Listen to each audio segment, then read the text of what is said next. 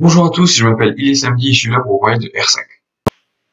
Après 2 ans de prépa, je suis en train d'achever ma première année du cursus ingénieur Centrale Supélec. En arrivant à l'école en septembre, j'étais intéressé par l'entrepreneuriat mais j'en avais jamais fait. Donc très vite, je me suis tourné vers tout ce qui parlait d'entrepreneuriat. Donc là, j'ai très vite découvert deux choses. Premièrement, le parcours entrepreneurial de mon école auquel je me suis directement inscrit et l'asso Enaptase de notre école. Donc voilà, aujourd'hui j'ai le plaisir de vous présenter mon projet. Donc sans plus tarder, parlons de ce qui me touche le plus, les dégâts de la mode. Depuis le lycée, je suis entièrement persuadé, mais aussi convaincu, qu'il faut cesser de consommer et de produire mal quand il est facile de bien faire. Et c'est ce sentiment d'urgence qui me mène à me pencher à l'enjeu de société, consommation et production responsable. L'industrie de la mode a aujourd'hui des effets désastreux, aussi bien au niveau écologique qu'au niveau social. Quand j'ai découvert tous ces chiffres alarmants, je me suis senti trahi. Pourquoi est-ce qu'on ne l'avait pas dit avant? C'est la deuxième industrie la plus polluante après l'industrie pétrolière. Pour produire 1 kg de coton, il faut gâcher jusqu'à 11 000 litres d'eau.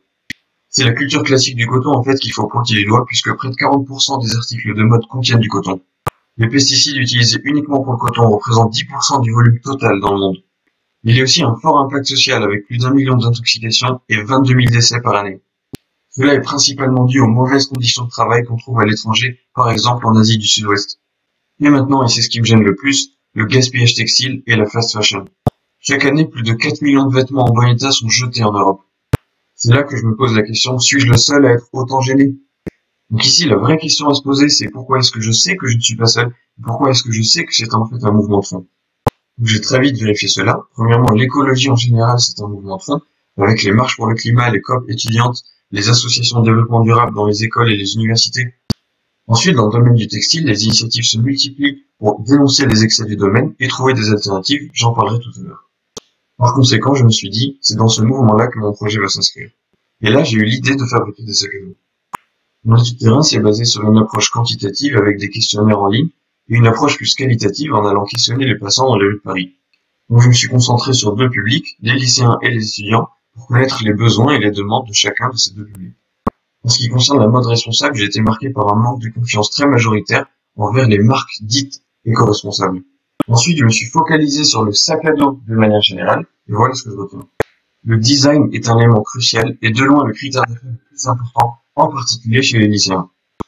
J'ai ensuite identifié un réel besoin, cela concerne le sac à dos des adolescents et des étudiants les plus engagés pour la consommation responsable. Le besoin s'articule en 3 points. Premièrement, un prix abordable, ensuite un certain style, et troisièmement, et le plus important, pas de gaspillage et pas de pollution du tout. Il fallait donc trouver un moyen d'y répondre, j'ai donc été chercher les alternatives existantes. Et celles-ci vont des cultures biologiques aux matières premières recyclées. Gardant à l'esprit mon objectif et mes valeurs, je ne pouvais pas accepter une demi-solution. En effet, l'aspect écologique n'est ici pas résolu.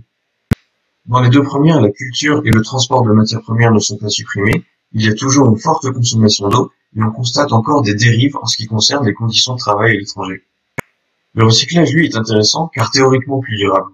Mais lorsqu'on s'intéresse aux conditions de transformation complexes que cela demande, on constate encore un impact négatif important.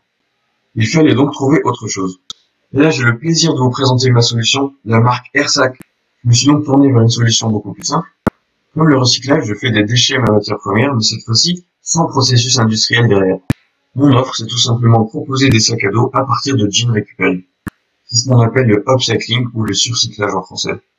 Notre activité consistera à transformer un jean en un sac à dos.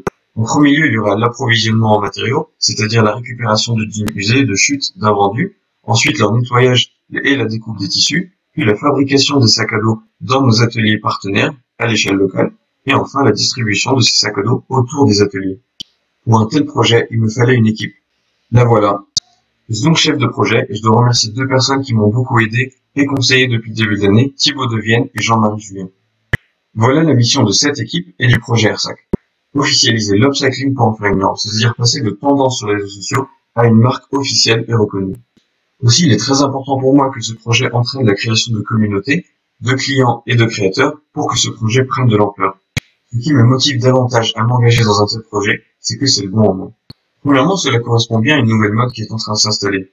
Ensuite, il y a un réel potentiel dans le sens où des millions de tonnes de textiles sont disponibles. Le gouvernement a d'ailleurs pris en main la récupération de plus en plus de textiles tous les ans. Et maintenant, quel est le marché dans lequel nous nous aventurons? Nos clients cibles sont les adolescents, les étudiants, mais aussi les jeunes actifs qui sont engagés pour la consommation responsable. Le sac à dos en question sera urbain, moyen à haut de gamme et original, Original parce qu'il conserve les particularités du matériau initial. Mais sommes-nous les seuls sur ce marché? Si on s'intéresse à la concurrence en France, on se rend compte qu'il y a très peu d'upcycling. Airsac sera peut-être bientôt le seul sac à dos provenant du upcycling. Tout comme Fjällräven, Airsac insistera sur la qualité du produit pour justifier sa valeur ajoutée auprès des consommateurs. Tout comme Billum, Airsac apportera une dimension sociale à son modèle économique. Et là, nous avons bien notre valeur ajoutée. Airsac est un sac à dos upcyclé à l'échelle locale, mais il est aussi authentique et unique, puisqu'il dépend vraiment du jean dont il est issu. Des partenariats sont prévus avec deux objectifs, premièrement la récupération de jeans, et ensuite la coproduction ou la vente. D'ailleurs, j'ai eu l'opportunité de rencontrer le PDG du Relais pour lui parler de mon projet. Il serait possible d'acheter 1 tonne de jeans usés pour seulement 10 €. Mais cela, c'est pour plus tard. Pour avancer dans mon projet, j'ai voulu utiliser tous les moyens qui s'offrent à moi. J'ai donc profité de la Startup Week de notre école pour pitcher mon projet et réaliser un premier prototype.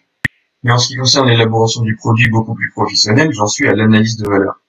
Je suis en contact avec un atelier de confection textile et une prototypiste qui m'ont confirmé leur intérêt pour le projet. Le modèle économique de Airsac est très simple, j'estime les coûts variables à 21 € hors taxe par sac à dos, ce qui conduirait à les vendre à 99 € TCC, que ce soit sur notre e-boutique ou auprès de revendeurs. Des indicateurs seront élaborés pour comparer l'impact environnemental de la fabrication des Airsac à toute autre fabrication de sac à dos. Pareil pour l'impact social. Mais ce qui me tient le plus à cœur, c'est sensibiliser le plus de personnes possible aux valeurs ajoutées que l'on peut donner à un déchet sur l'ensemble de la chaîne de production. La stratégie de développement du projet est particulièrement simple, prototyper, designer, faire tester, lancer les premières ventes. J'utiliserai pour cela un système de précommande qui a l'intérêt de me fournir les financements nécessaires en amont de la fabrication, mais aussi d'être sûr de vendre tout ce qui sera produit. C'est un système simple et efficace que je peux rapidement mettre en œuvre pour avoir de premiers résultats. Merci beaucoup.